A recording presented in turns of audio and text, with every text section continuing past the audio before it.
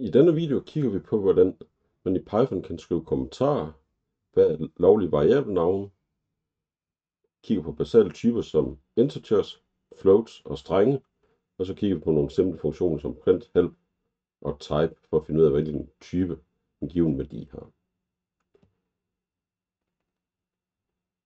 I Python, der kan man skrive kommentarer, så når man skriver sine programmer, vil man gerne kunne læse dem senere. Så når man vender tilbage til sit program et år senere, så skal man gerne stadigvæk kunne forstå det. For at hjælpe at forstå det, er det nogle gange en fordel at skrive kommentarer. Man skal helst strukturere sine programmer, således at de bliver selvforklarende, men kommentarer kan nogle gange være nødvendige for at forklare, hvad er den idé, den efterfølgende kode skal gøre. Og kommentarer, ja, det er ikke noget programmet, altså som er en del af programmet. Det bliver ikke udført af Python. Python ignorerer kommentarerne. Kommentarerne er bare for, hvis man skal forstå programmet, at man kan læse det og se, okay, det efterfølgende for at forstå, hvad der sker der, så er det her en nyttig information. I Python, der bruger man sharp-symbolet til at starte. Her kommer der en kommentar, og den går til slutningen af linjen. Så indtil linjeskiftet, så kommer der en vilkårlig tekst, som Python bare ignorerer, når man begynder at udføre programmet. Så kommentarer er ikke en del af programmet, det er en del af til hjælp at forstå det som menneske, når man skal læse og forstå et program, hvis man har lagt det fra sig et stykke tid, eller hvis man gerne vil have andre til at forstå sine programmer.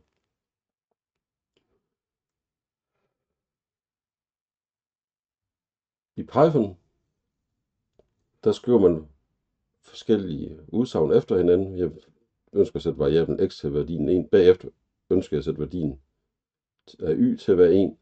Der skriver man de forskellige statements, som man kalder det, efter hinanden, hver på en linje, med den samme indrykning, så samme antal mellemrum, indtil det første tegn på linjen. Man kan dog i Python også sætte en semikolon imellem dem og have flere statements på samme linje.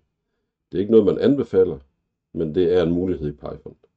Hvis man er bekendt med andre programmeringssprog som C og C++ og Java, så skal næsten alle statements afsluttes med et semikolon, eller semikolon bruges til adskilte statements, selv når de står på forskellige linjer.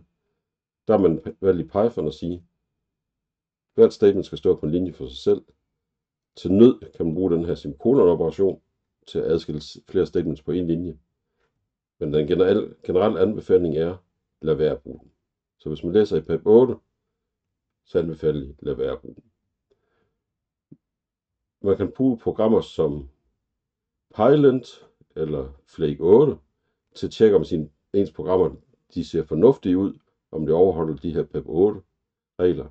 For eksempel, hvis man propper sit program ind, så det var et program bestående af den ene linje her, ind i Flake 8, så vil den give en fejlmeddelelse om, at man har flere statements på en linje, man har brugt semikolon. Det anbefaler man ikke gøre. Hvis man propper den i Pylint, så vil den også sige, at mere end et statement på en linje, man har brugt semikolon. Det vil så overbrokse over, at x, det er med lille. Hvis x kun forekommer en gang i et program, hvor man tildeler værdien 1, så er det for det x vil være en konstant i det her program. Og så er det åbenbart en PEP 8's vedtagelse, at hvis man gør det, så anbefaler man, at alle bogstaver skal være med store. Så det findes en masse regler om, hvordan man anbefaler Python-programmer skal se ud. Og der findes de her programmer, Pylint, Flake, som tjekker eksplicit. Mange af de toer vil så faktisk have det indbygget, så mens man skriver programmet, bliver man advaret om, lad være at skrive en semikolon her. Men det er en del af sproget. Man kan bruge det, hvis man engang nødvendigt lige vil have flere linjer, eller statements på en linje. Variablerne, vi så variablerne x og y. Generelt i Python, så kan de have flere bogstaver, de kan have vilkårligt mange bogstaver. De kan også indeholde cifre. De kan indeholde den her specielle symbol underscore. Her er det en variabel kun hedder underscore. Her er det en, der starter med underscore, nogle bogstaver, nogle tal, flere underscores. Her er vi en med store og små bogstaver, og generelt i Python kan man både bruge små og store bogstaver, men et lille a er forskelligt fra et stort a, så med to bogstaver, så kan man variere det op med store og små bogstaver, så her har a, b kan skrives på 4 forskellige måder. Det vil så anbefales, at man ikke udnytter det og varierer store og små bogstaver for at angive det, for det kan man ikke huske. Men typisk, vi så allerede på den sidste slide her, at store bogstaver vil man anvende til at sige, at det her det var en konstant. Heroppe har vi så noget 3 ord, der er sat sammen lige efter hinanden. Man kan bruge underscore til adskilte ord, men man kan også bruge det, at man starter hvert ord med et stort bogstav. Det er det, man typisk kalder camel case. Og Per Bål siger, at hvis man snakker om det, der hedder klasser, ja, så anbefaler man, at man bruger camel case til dem. Men det er kun anbefalinger. Man kan gøre, hvad man vil. Det eneste krav, hvis man skriver en variabelnavn, det er, at den ikke må starte med ciffer. Ellers kan man blande små, storbog, cifre, underscores, alt det man vil. Variabelnavn, ja, det er bare referencer til ting, der ligger i hukommelsen et eller andet sted. Så variablen er ikke en værdi, det er bare en reference til en værdi, der ligger i hukommelsen. Anbefalingen er, lad nu være at kalde variablerne x1, x2, x3, x4, men brug dem til fornuftige navne, bredde, højde, width, area, et eller andet, det siger noget om det, man vil beregne. Så brug meningsfuld variabel. Nogle gange har de lidt længere navn end bare x, men så er det faktisk nemmere at kunne læse og forstå programmet efterfølgende. Der findes så en masse reserverede nøgleord i Python, som man ikke må bruge. And, as, assert, break, class, continue, def, del, elif, else, except, false, så det er den første, der skal skrives med stort. Man kan godt skrive false med lille, det er en dårlig variabel ind. Men false med stort F, det må man ikke bruge. Det er et reserveret ord. Finally, for, from, global, if, import, in, is, lambda, non-local, none. Igen et ord, der skal skrives med stort i Python, som betyder noget bestemt. Det skal vi vende tilbage til. Not, or, pass, raise, return, true, ligesom false, falsk, skal være med stort, så skal true, sand, og være med stor, try, while, with, yield. Det er alle de ord, man ikke må bruge som variabelnavn, for det er reserveret til at betyde noget bestemt i Python.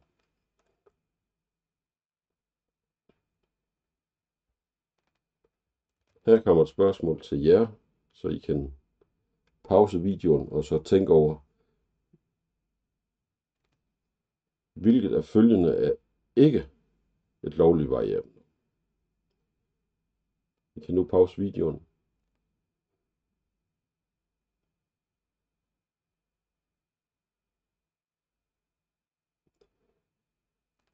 Ja, hvorfor er der ikke et lovligt variabel?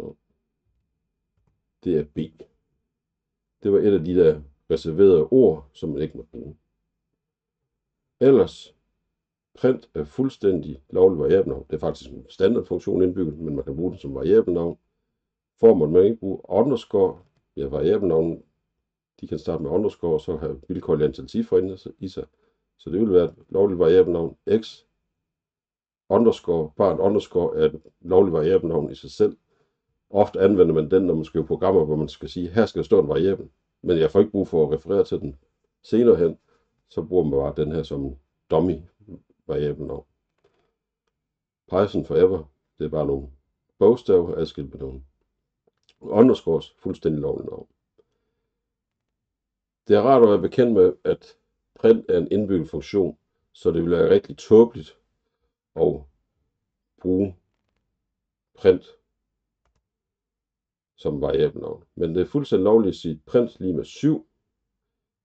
Det vil så bagefter, hvis man ønsker at sige print 42, udskrive tal 42, så det man siger, okay, print er nu blevet til værdien 7, så nu beder jeg 7 om at udskrive 42, men tallet 7 ved ikke noget, hvordan man skal skrive ting ud. Derimod den oprindelige printfunktion, som man nu er kommet til at overskrive, den vidste, hvordan man skulle skrive 42 ud. Så det at tage en indbygget funktion og tildele en ny værdi, er sandsynligvis meget sjældent det, man ønsker at gøre. Men det her det er et eksempel på, at Python, der kan man gøre næsten hvad som helst, og man skal lige tænke sig om, hvis man begynder at omdefinere ting, som er en del af det, man allerede kan. En af de indbyggede funktioner, den hedder sum, så hvor man kan tage en sum af en masse værdier. Man kan meget nemt komme til at skrive en variabelnavn sum jeg har en variabel x, jeg har en variabel y og z, læg dem sammen, ja, så kalder det variablen sum. Men der skal man lige være opmærksom på, sum er faktisk en indbygget funktion i Python, så lad være at bruge sum som variabelnavn. Find et andet variabelnavn. Det var lidt om variabelnavn. Så lidt om heltal. 0, 1, 2, 3, 4 og så videre. Heltal kan man skrive. Man kan skrive negative heltal ved at sætte minus foran. Og det der er specielt ved Python, det er, at man kan have vilkårlige store tal, millioner af tal, eller cifre, milliarder af cifre, hvis man har tilstrækkeligt meget hukommelse til at repræsentere det her. Det er kun ens hukommelse, selv med begrænsning for, hvor store tal man kan repræsentere i Python. Her har vi positive tal, det er bare uden fortegn, negative tal, hvor vi altid skal skrive minus foran. Man kan så vælge at sætte plus foran, hvis man vil understrege, at man har plus 4, så kan man sætte plus foran. I PEP 515, en af de her ting, der blev indført i Python på et tidspunkt, var, at hvis man har et tal 2.147.483.647, så er det lovligt at sætte underscores ind imellem cifrene. Så man kan sætte underscores imellem cifrene. Og typisk vil man så sætte dem efter blokker af 3, således at man nemt kan se, at det her det er 2 milliarder. Hvis vi ikke havde sat de her underscores, så kunne det være svært at se, at det her var 2 milliarder, eller var det 200 millioner, eller var det 20 milliarder. Ved at sætte de her underscores, bliver det mere let læseligt at se, hvor store tal er med mange cifre. Men underscoren skal være imellem cifrene.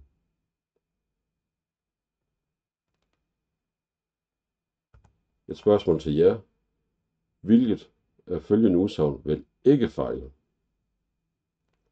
For lige mulighed for at stoppe videoen og tænke over det.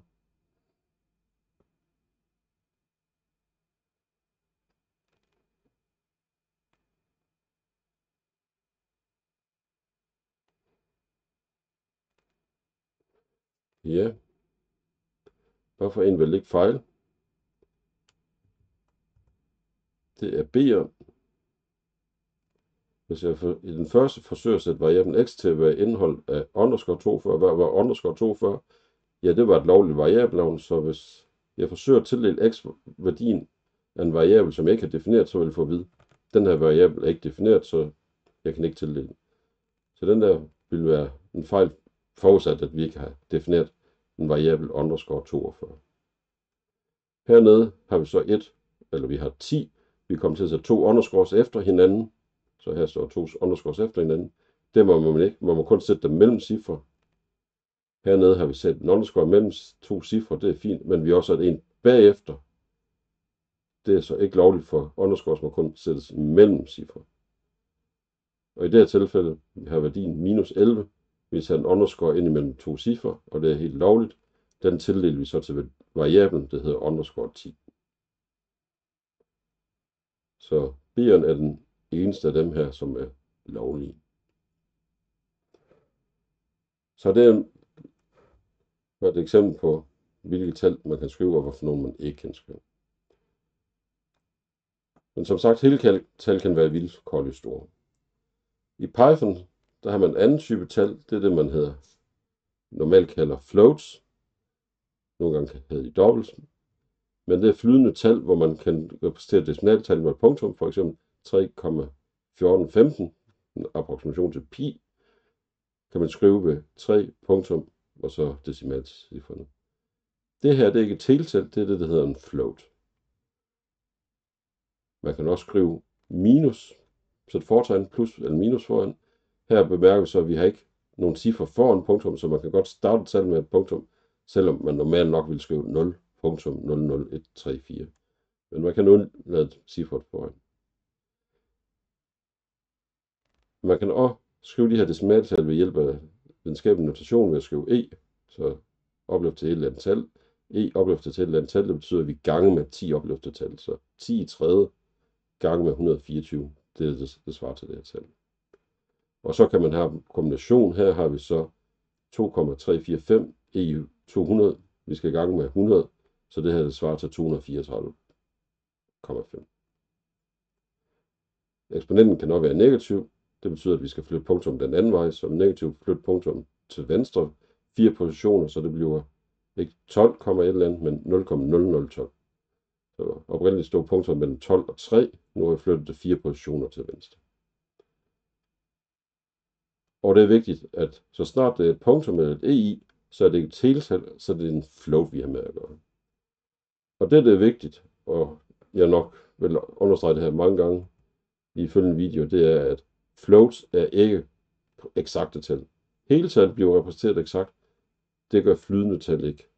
Decimaltal, de er kun approximationer. For eksempel 0,1, så tallet 0,1 kan man ikke repræsentere præcis. Så hvis jeg skriver 0,1 i Python, så er det kun en approximation, en tilnærmelse 0,1. Det her, det er ikke en tiendedel. Det er begrænsning på, hvor store tal man kan have. Det her så 1 gange med 10, cirka 300. Så 300 betyder en cifre, eller det mindste tal, man kan repræsentere.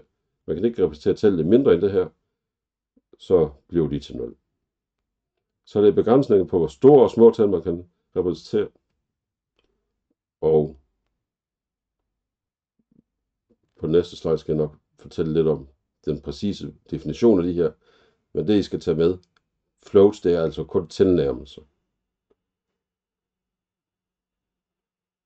Hvis man absolut skal have regnet med brøker og præcise brøker, så findes der en pakke i Python, der hedder fractions, hvor man kan repræsentere eksakte brøker med.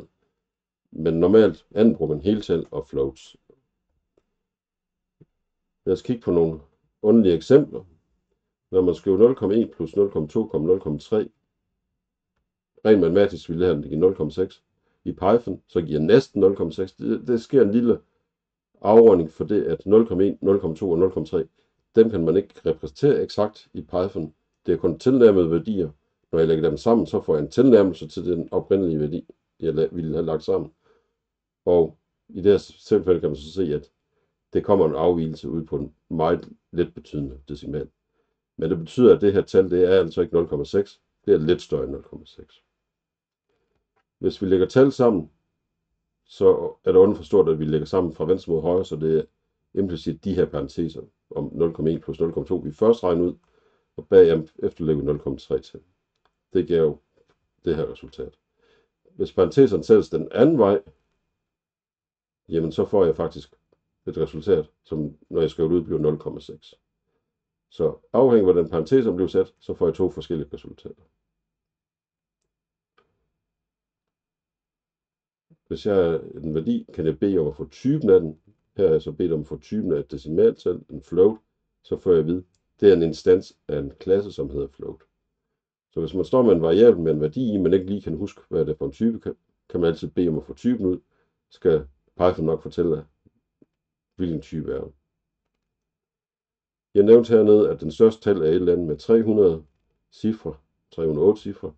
Hvis jeg tager 10 i 200 og ganger sammen med 10 i 300, der vil svaret være 10 i 500. Det er større end det, man kan repræsentere i en float. Men jeg kan ikke repræsentere 1 E500. Så får man at vide, at det bliver uendeligt. Det er et for stort tal. Så det findes en speciel float-værdi, som er infinity, positiv uendelig. Det findes så en, der hedder minus uendelig. Her har vi så forsøgt at sammenligne de to måder, vi regner de her tal summer ud. Den ene, den gav 0,60001, og den anden gav 0,6. Hvis jeg spørger om, at den værdi lige med den her værdi, i Python bruger man så den her dobbelt lige med, så får man at vide, de er forskellige. Og det skal man være forberedt på, når man arbejder med floats, skal man ikke spørge om ting er ens. Der vil man ofte få et andet resultat, end man forventer. Her så er jeg 0,1 og lægger 0,2 til. Det giver nok ca. 0,3. Y er den repræsentation, Python nu har 0,3, som nok ikke er helt præcis 0,3. Hvis man spørger om x og y er det samme, så får man at vide, det er de ikke. Der kan man så i Python bede om at få skrevet tal ud med flere decimaler, så det her det er den underlige måde, man kan skrive det ud på. Det skal vi nok vende tilbage til senere. Men vi kalder printfunktionen med en streng, som er en formateringsstreng. Vi ønsker at udskrive x. Vi sætter kolde parenteser om herinde i den her formateringsstreng. Det er det F, det betyder. X, hvad er det? Ja, det er en float, og vi vil gerne have 30 decimaler ud efter punktum. Det er det, hvad den her underlige streng betyder. Nu får jeg skrevet x ud her, og der kan vi se, at den er en lille smule større end 0,3. Det var, hvis jeg lader de to tal sammen. Y, som var 0,3, hvis jeg beder om for den skrevet ud, den værdi, man faktisk repræsenterer, den er en lille smule mindre end 0,3. Så de her to tal er tydeligvis ikke ens, så derfor er det naturligt, at svaret er forkert. Naturligt skal det nok forstås med grænsetal her. Hvis man ikke kan huske, hvad de største og mindste værdier er, så findes det et modul i Python, som man kan få fat i ved at skrive import sys, og så kan man bede om sys.floatinfo.minimum, så får jeg mindste float at vide, og jeg kan også bede om at få den største float at vide ved at bruge samme med .max. Men det her, det er simpelthen alt sammen et eksempel på, at floats, de opfører sig lidt anderledes, end man umiddelbart ville forvente.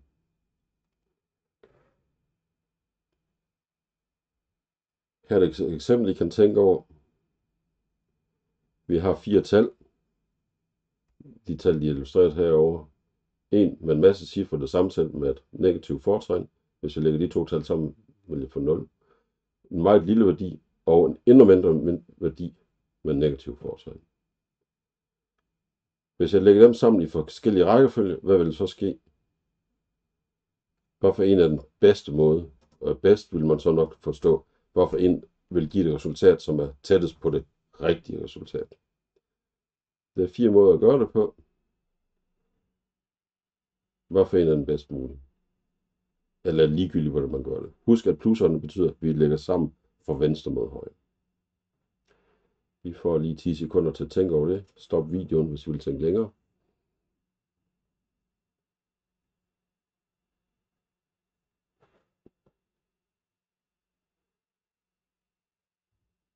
Og det rigtige svar, det er B.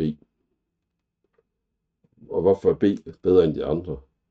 Ja, man kan spørge Python om, hvad er summen af den første her? Det er 0. Jeg har et meget stort tal.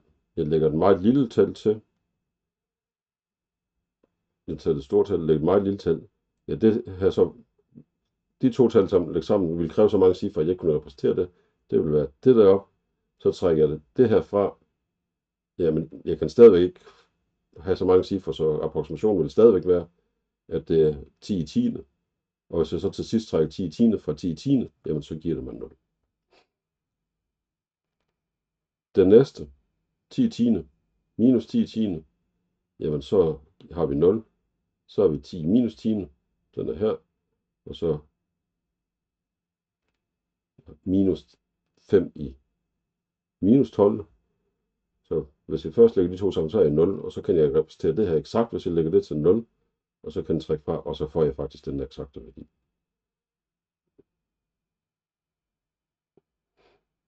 Det er det her, vi får i den anden svarmulighed. Hvis jeg med tager noget meget lille, lægger noget stort til, jamen så har vi ikke plads til at repræsentere det meget lille, det forsvinder. Jeg trækker noget stort fra, jamen så får jeg 0, og så får jeg minus. Det her til overs, det kan jeg repræsentere eksakt. Men det første led er forsvundet. Her igen noget meget lille, noget der er stort, med mange, det er 10 i 10, godt nok med negativ fortegn, så vil det der forsvinde. Jeg lægger det til, så har vi ned på 0 igen, og så er det her den værdi, der bliver til overs. Så læg 4 tal sammen, afhængig af hvad for en rækkefølge man lægger dem sammen i, får man forskellige værdier. Det er ikke det, man forventer, hvis man bare tænker på som rent tal. Men når man bruger floats i Python, så er float noget med en approximation. Det er ikke eksakte tal, det er kun tilnærmelse af værdier. Og når man lægger tal sammen, så bliver det kun tilnærmelse af den værdi, man vil få ved at lægge tal sammen. Her er et eksempel, hvordan beregner vi pi. Pi kan beregnes ved den her funktion, pi n sjettedel, det svarer til den uendelige sum af 1 over k i n, for k går fra 1 til uendelig. Så 1 over 1, 1 over 4 og 1 over 9 og så fremdeles. Den sum vil konvergere til 1,64. Også kendt som Riemanns zeta-funktion. Her er så et Python-program, hvor vi siger, starten med en approksimation er 0. Vi har ikke lagt nogen led til i starten. K er 0. Og så gentager du endelig. Læg 1 til K, så K var 0. Læg 1 til, så er K lige med 1. While true gentager du endelig næste gang. Så lægger vi 1 til K igen, så er K 2. Vi lægger 1 til K igen, så er den 3, og så fremdeles.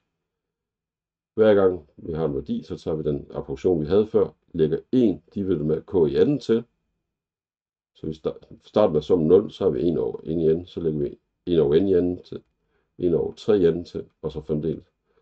Og så ser vi på, hvordan summen udvikler sig. Vi udskriver det aktuelle K, vi udskriver den approksimation, og så når vi er nået op til, det her, det er 94 millioner, så K er 94 millioner, så har vi den her værdi,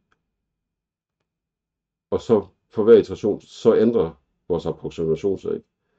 Den værdi, vi vil lægge til K i anden, 1 over K i anden, det er ikke nok til at påvirke værdien her.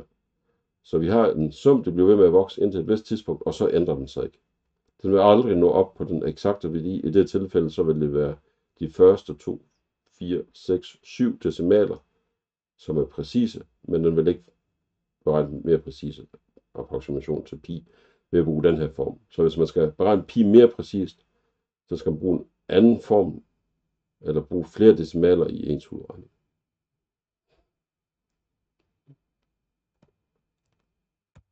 Det her kursus er bestemt ikke tænkt som at være et kursus i numerisk analyse. Jeg vil bare advare jer om, floating points kan være en kilde til rigtig mange fejl. Så floating points, advarselslampe. Den næste slags er ikke pensum, men hvis I gerne vil vide, hvordan er Pythons floats faktisk præcis repræsenteret, så er den her slide, den der beskriver det. Spring det over, hvis I ikke vil forstå detaljerne. Men først og fremmest, i Python er det faktisk ikke defineret, hvordan præcision af floats de er. Det er ikke en del af sproget. Det afhænger bare af, hvem der har implementeret Python.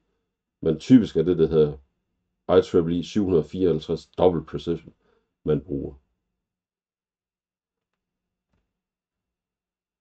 Det første, vi skal vide, det er lidt, hvad et binært tal. Et binært tal er bare et tal, hvor cifferen kun antager værdien 0 og 1. Normalt er vi vant til, at cifferen kan være 0 til 9, men binært tal har vi kun 0 til 1. Normalt er det første 1 år, så er det 10 og 100 og 1000. Så det vil 1000, og det vil være 10 i tredje. I binært tal svarer den her værdi til 2 i tredje, 0 gange 2 i tredje. Det her det er 1 gange 2 i 4.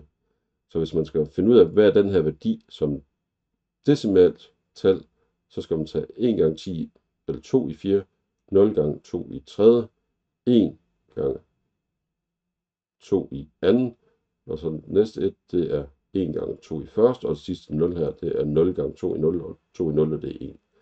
Og når man regner det ud i 10-talssystemet, så får vi, at det er værdien 22.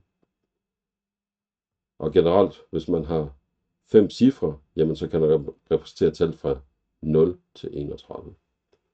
Men det er bare et binært tal, som adskiller sig ved basen af 2 i stedet for 10, som det vi er kendt med. I IEEE 64, der bruger man så 64 bits. Den ene bit er til at sige, at det her tegn positiv eller negativ, og så har vi noget, der hedder eksponenten, og vi har noget, der hedder koefficienten. Hvis vi kigger på et rigtig langt binært tal, punktum det er der, vi har mange decimaler, eller cifre før, og vi har mange cifre bagefter. Det her det er et langt binært tal, og så først decimal efter det er 2 minus første, 2 minus anden, 2 minus tredje, og så fremdeles. Så et tal, hvis det ikke er 0, så vil det have 1 på en eller anden position. Så vi kigger på tal, som ikke er 0. De vil have 1 på et eller andet position. Det vil alle sammen være så uendelig mange nuller foran, og så kommer det et tal på et eller andet tidspunkt. Det vi så gerne gemmer, det er de første C-cifre her. Det er derfor, vi har C her. Vi gemmer 52 cifre her. De resterende cifre, dem repræsenterer ikke, dem smider væk. Så hvis der står noget her, ja, det kan man ikke repræsentere. Så det er kun de orange bits, det bliver gemt, de andre bliver smidt væk. Så skal man vide, okay, hvor langt er det op til det første et-tal heroppe. Det er det, vi kalder E, eller rettere sagt, E er et tal, der repræsenteres med 11 bit. 11 bit, der kan man repræsentere et tal fra 0 til 2047. Så ved træk 1023 fra, så kan man repræsentere et tal fra minus 1023 til plus 1024.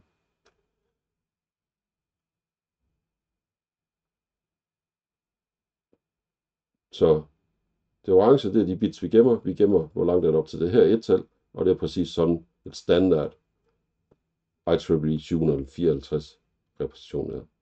Så har vi set, at man også har noget, der hedder inf, og så generelt, standardtallen, det er, at vi har fortegn plus minus 1 gange et-tallet plus de her cifre, det er C gange med 2 i minus 52. Det her giver så et eller andet tal mellem 1 og 2, og det gange som er 2 overløft til E i minus 1023. Det er standard fortolkning af sådan en bitstreng, så fremt E ligger mellem 0 og 2047. Hvis E er 0 eller 2047, så repræsenterer det noget andet. For eksempel hvis E er lige med 0, så vi har skubbet det mest betydende et-tal så langt til højre som muligt. Det ville jo svare til, hvis vi gik derned. Men C er forskelligt fra 0, jamen så repræsenterer man en anden værdi, hvor det der et-tal det faktisk gik med. Hvis både E er 0 og C er 0, jamen så er det faktisk værdien 0, man gemmer, men man vil have stadigvæk fortegn S, så man kan faktisk både repræsentere værdien plus 0 og minus 0 ved hjælp af en float. Og herover er så et eksempel. Jeg tager en meget lille værdi, 10 i minus 200, gange med 10 i minus 200. Den første er negativ, den anden positiv, så jeg får et negativt resultat, der hedder 10 i minus 400. Det er for lille til at repræsentere i Python, så derfor runder den ned til 0. Men den fortæller os, at det var et negativt tal. Så i det her tilfælde ville det give mening at spørge om, at det her er minus 0,0. Så der kan man repræsentere positiv og negativ. Tilsvarende, hvis E har den værdien 2047, så bliver det et rigtig stort tal. Det er der, hvor vi siger, at det er uendeligt, afhængig om S er positiv eller negativ, så har vi plus eller minus uendelig. Det er så i det tilfælde, hvor C er lige med 0. Hvis C ikke er 0, men E er 2047, og fortegn er 0, så har man den specielle værdi, der hedder not a number, ikke et tal. Hvornår kan man få den? Ja, det kan man for eksempel tage, hvis vi tager E 200 gange med E 200. Hvad giver det? Ja, det giver uendelig plus uendelig. Og jeg ganger noget uendelig med 0. Giver det 0 eller uendelig eller et eller andet imellem? Der siger float så, du får ikke et tal ved det. Så man regner med plus uendelig, minus uendelig her, minus et stort tal gange et stort tal, giver et for stort tal, minus uendelig. Ja, det her, det er den eksakte repræsentation af floating points, som slet ikke er noget, I skal vide for at kunne følge det her kursus. Men dem, der gerne vil vide, hvorfor opfører float sig underligt, det er fordi, man kun har den her repræsentation til rådighed. Så nu har vi set på integers og floats. Så det næste, vi skal kigge på, det er strenge.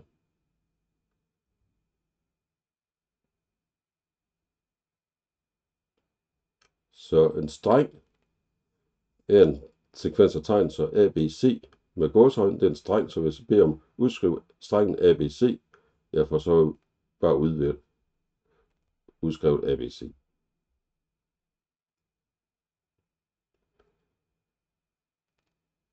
Strenge kan sættes i gåseøjne, ind i dem kan så være enkelte gåseøjne. I Python har man så valgt, at strenge, de behøver ikke at være omsluttet af dobbeltgåseøjne, de kan være omsluttet af enkeltgåseøjne. Så man har et frit valg om at vælge det ene eller det andet.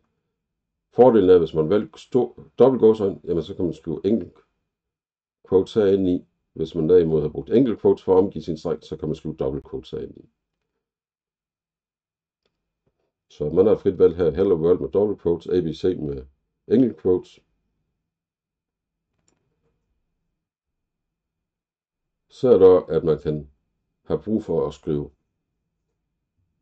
quotes og double quotes uden i en string. Der kan man så gøre det. Her har vi en quote, en underscore, vi skal udskrive en underscore, vi skal udskrive en gåsøjne, vi skal udskrive en underscore. Hvis vi nu ønsker at udskrive sådan en quote her, som ikke skal være slutningen på strengen, så kan man sætte en backslash foran. Backslash quote udskriver bare en enkelt quote. Backslash quote, eller gåsøjne, underscore, en quote her til sidst, som afslutter strengen. Så hvis man har en streng derinde holdt i quotes, og man gerne skal have en quote inde i, så kan man bruge den her backslash til at udskrive det. Det er for eksempel her DEF. Vi vil gerne have en quote efter DE. Jamen så sætter vi en backslash foran, og det er den, vi får udskrevet herovre. Her får vi udskrevet quotes omkring GHI. Hernede har vi så et eksempel backslash n. Hvad er backslash n? Det er et linjeskift. Så udover backslash quote og backslash double quote, så kan man også skrive backslash n. Det laver et linjeskift. Backslash t, det er en tab. Det er som man kender tabulatortasken på tastaturet. Hvis man gerne vil indsætte en backslash, så kan man indsætte double backslash. For eksempel hernede har vi p backslash backslash. Det skulle udskrive bare en backslash, så p backslash q. Jeg udskriver k backslash t, det er en tab, så den ryger åbenbart hen til den her kolonne. Og så udskriver jeg et r her.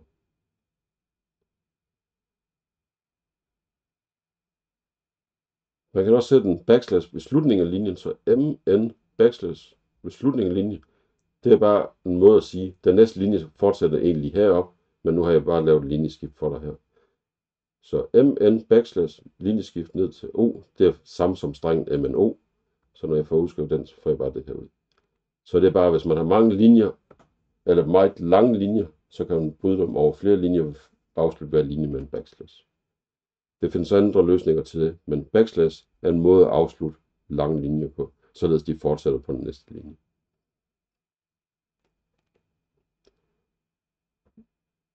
Hvis man har strengene omkranset af quotes og enkelt quotes, så kan de kun stå på en linje på den her, når jeg bruger den her backslash ved slutningen af linjen.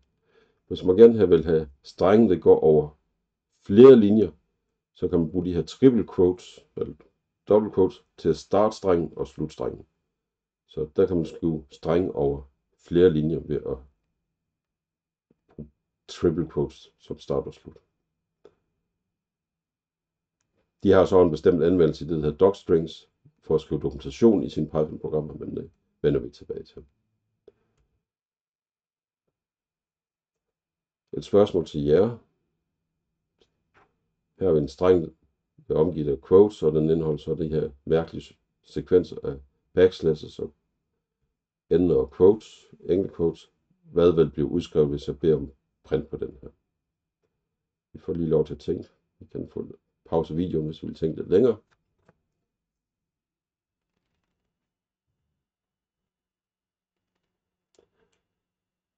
Og svaret, ja, det viser sig at være C. Så når jeg udskriver den her backslash backslash, ja, det vil udskrive mig en backslash, det er det første tegn. Backslash quote, ja, der får jeg udskrevet, eller gåsøjne, der får jeg udskrevet gåsøjne. Hvis jeg ikke havde den der, så ville man tro, at strengen sluttede her. Det er bare for at sige, at vi skal udskrive gåsøjne. Backslash backslash, vi udskriver en backslash. N, det er bare et bogstav N. Backslash N, det er at udskrive vores linjeskift, så vi går ned på næste linje. Der er udskrive vores enkelt quote, den kommer her. Og double quote, det er bare slut på strengen. Så det her, det er et obskurt eksempel på at anvende de her backslash i en streng. Normalt udskriver simple strenge som ABC eller Hello World. Men man skal være bekendt med, at de her backslashes, de nogle gange kan være anvendelige, hvis man skal lave mere avancerede ting. Mange strenge, man ønsker at skrive, de er korte, men man kan nogle gange få brug for at skrive lange strenge, som kan gå over flere linjer. Og det findes mange løsninger til. Så her er nogle eksempler på, hvordan man gør det i Python. En løsning, det er, at man skriver flere strenge efter hinanden. Så hvis jeg nu havde en streng ABC, og så skriver jeg en anden streng umiddelbart efter den, adskilt af et eller flere mellemrum, så vil Python bare opfatte det som en lang streng, der hedder ABC, DEF. Så Hvis jeg udskriver print as et, så får vi se, det er bare A, B, C, D, E, F. Det kunne være relevant for eksempel, hvis vi har quotes, double quotes ind i strengen her. Herinde har jeg så enkelt quotes ind i double quotes. Bemærk, at den første streng er med enkelt quotes, den næste med double quotes. Det er fint. Det var godt. Og så har jeg en double quote bagefter. Så en double quote, en enkelt quote og en double quote. Ja, det var S2 indeholder, og det er det, jeg får udskrevet hernede. Så vi kan undgå at lave de her backslashes, man kalder escaping, ved at skifte quotes og så sætte flere strenge efter hinanden. Hvis man skal lave lange strenge, ja, så kunne det ikke være på en linje, så kunne man lave den her backslash til at sige, at det her er really long string. Så når jeg udskriver den, jamen så kommer det ud. Nu er det vinduet ikke så stort, ellers ville det bare være på en linje. En anden måde, det er at skrive den ene streng, og så resten af den mere streng, og så mere streng på den tredje linje. I Python skal ting stå på en linje, så jeg kan ikke skrive ting over 3 linjer. På nær, hvis jeg har en startparentes, det er åben. Så jeg har her lavet en startparentes, det er bare en parentes i et udtryk. Det udtryk, det indeholder bare en streng. Men nu fortsætter det her udtryk, indtil jeg når slutparentesen. Så alt det her vil være et langt udtryk. Det står 3 strenge efter hinanden. Det bliver opfattet som en lang streng, præcis den samme som den forrige. Det er den, jeg får udskrevet her. Her er jeg så valgt at starte strengen på den samme linje, hvor jeg siger, at variabelnavn S4 skal være lige med den her streng. Hvis nu har rigtig lang variabelnavn, så vil det måske være uheldigt at have noget herefter. Nogle gange vil man vælge at sige, selve teksten, den starter først på linjen bagefter. Jeg skal bare lige huske at sætte startparentesen herop, således at de næste linjer, de bliver opfattet som en del af det her. Og så slutparentesen kan man så sætte på en linje for sig selv hernede. Det vil stadigvæk blive udskrevet det samme som før, men her kan man så have lange variabelnavne, som ikke påvirker indrykning her. Vi får godt nok en linje mere, men det kan være, at det her gør ens kode lettere at læse. Så det her for at illustrere, hvis man skal arbejde med lange strenge, så er der mange måder, man kan skrive det i Python, og noget bliver lidt mere let læseligt end andet.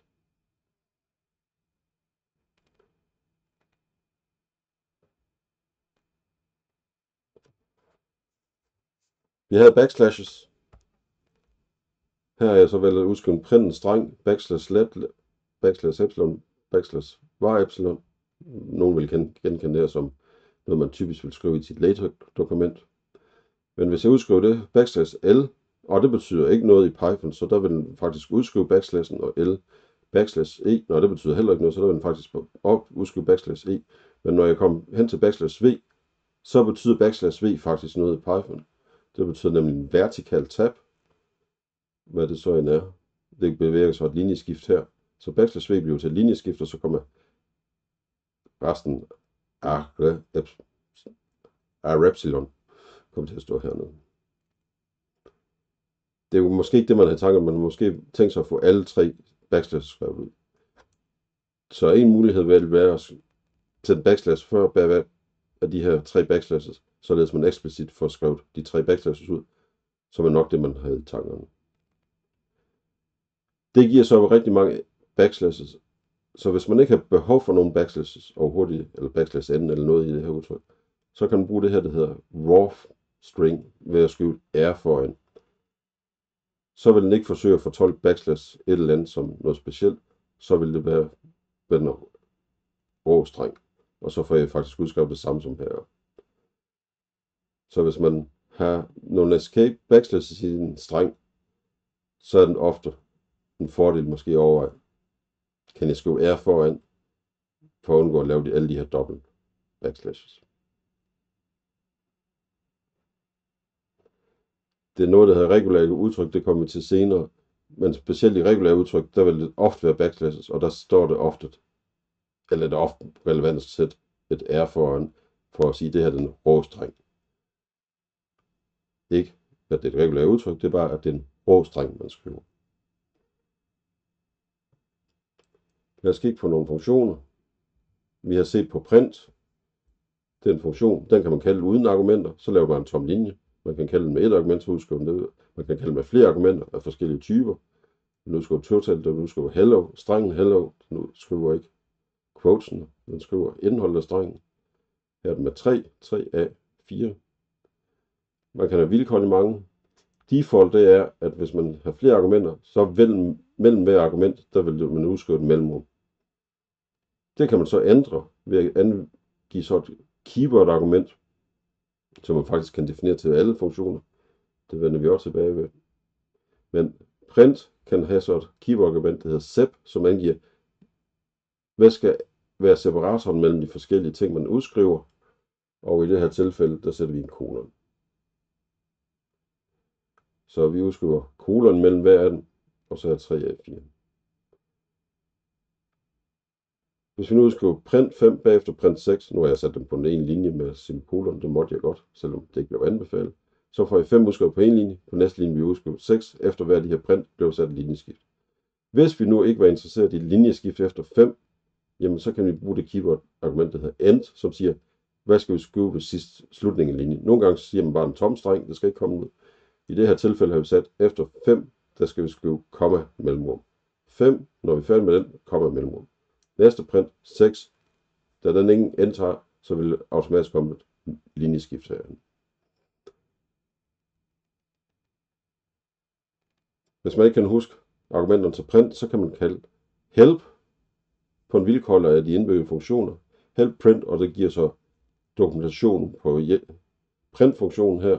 Og i det her tilfælde print, den tager nogle values, den har et sep, som er default mellemrum, som er til at adskille.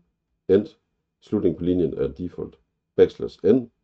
Og så har den faktisk godt 2 yderligere standardargumenter, som man kan ændre. Men det ser vi først senere i kurset.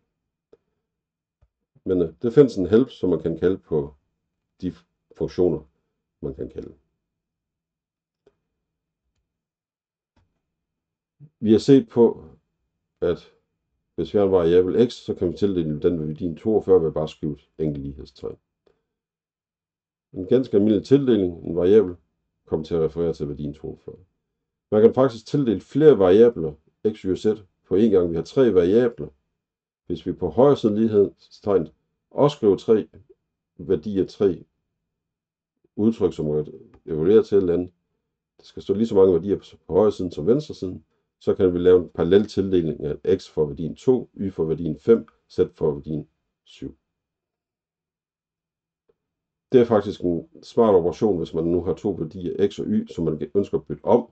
Der kan man bare skrive x og y skal være lige med y, x.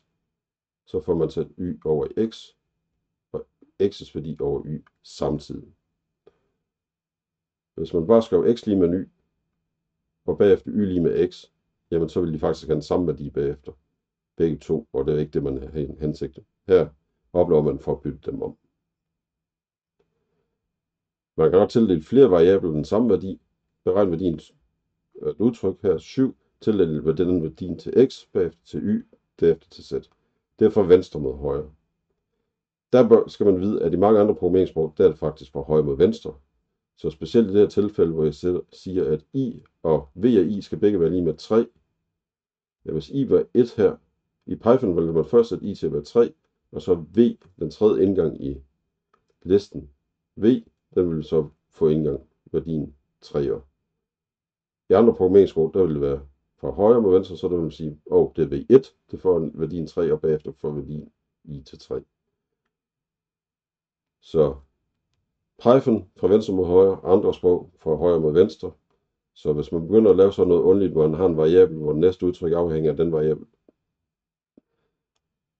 så udnytter man eksplicit det fra venstre mod højre, og det er måske så at kamuflere, at det her det kunne potentielt gå forkert, hvis det var et andet sprog, man havde i tankerne.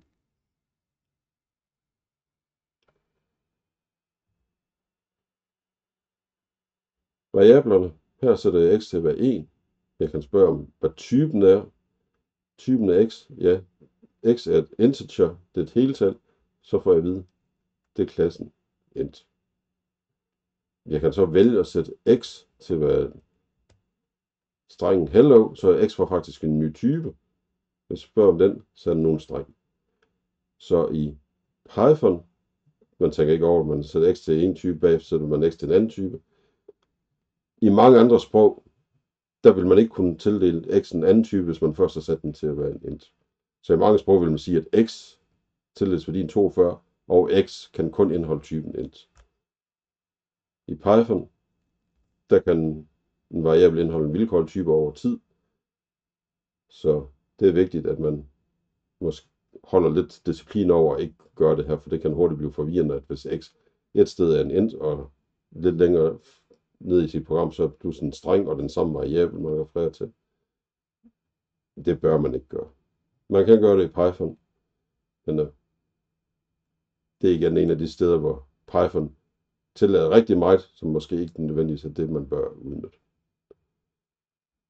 Den typen her var streng, man kan bede om typen af 42, det er en int. Typen af 42, det var en typeværdi, så hvis jeg beder om typen af den, så får jeg faktisk at vide, at det er en type. Men hvis man har glemt, hvad typen variabel her, jamen, så kan man spørge om det ved hjælp af type, og så se, at det er en streng. Hvad er det for noget?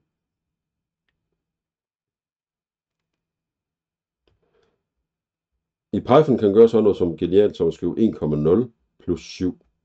1 plus 7 det er oplagt 8. Så hvorfor er det her genialt? Jo, 1,0 det er en float. 7, det er ingen punktum i, det er ingen e i, så det er en int. Så her tager jeg en float og beder om at blive lagt sammen med en int. Floats ved vi, det er noget, det kun er approximativt. Int, det er noget, vi ved, det er præcis. Hvad vælger Python så at gøre? Ja, den vælger automatisk at konvertere 7 til en float, så implicit så kalder den float på 7, som gør, at den her integer bliver lavet om til en float. Så float på 7 laver 7, integeren 7 om til floaten 7,0, og 1,0 plus 7,0, det giver 8,0. Generelt, hvis man har en eller anden værdi, så kan man konvertere den til en anden værdi, float, hvis det giver mening. Så her har vi en integer 42, hvis vi kalder float på den, får vi nu float 42, et decimaltal. Hvis vi har en en float 7,8, så kan vi lave den om til en integer, og der vælger Python så bare at sige, at vi runder ned. Her er værdien x, som er 7. Jeg ønsker at udskrive print. Ups, jeg kommer til at skrive plus i stedet for at kommer her. Hvad gør den? Ja, plus den betyder faktisk noget andet. Det er ikke bare at lægge tal sammen, hvis det er en streng. Så betyder det faktisk, at vi sætter en streng sammen med en anden streng. Problemet er x her, det var en int. Og Python ved ikke, hvordan den skal tage en streng. Det er en streng og sætte den sammen med en int. Men der kan vi så vælge at sige, x laver den om til en streng. Så x var 7, så det bliver lavet om til strengen 7. Så 7 inden i gåseøjne. Det sætter vi sammen med x lige med, så vi får nu strengen x mellemrum lige med mellemrum. Det mellemrum, der kommer derfra. Og så strengen 7, som vi har lavet herovre. Så der kan vi bruge den her strengkoordinering. Jeg kunne også lave den om til en float først, og så lave floaten om til en streng, så får jeg punktum 0 ud. 7,3, strengen 7,3, lave den om til en int, der vil den brokser. Python brokser og sige, det er ikke en lovlig int. Hvis du prøver en streng ind, så skal der altså være noget, der ligner en lovlig int. Jeg kan dog gøre noget andet. Strengen 7,3, den kan jeg bede om lave om til en float, så nu er det 7,3.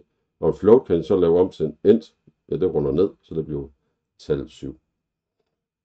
Så det sker den her automatiske konvertering fra en type til en anden type. Og specielt ved floats og ints, når man arbejder på dem, så er det ofte rart, at det sker automatisk.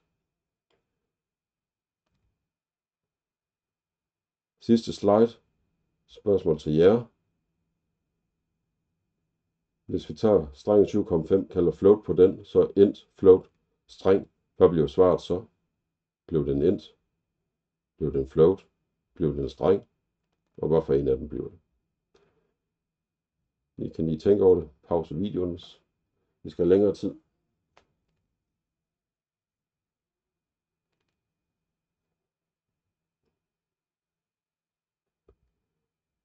Svaret det er E.